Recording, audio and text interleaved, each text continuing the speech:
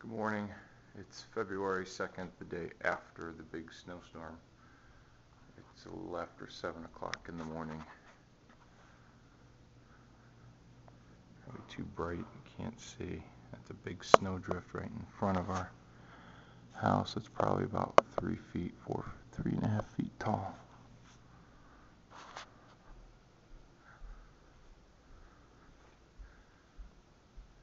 It was just windy and howling all day.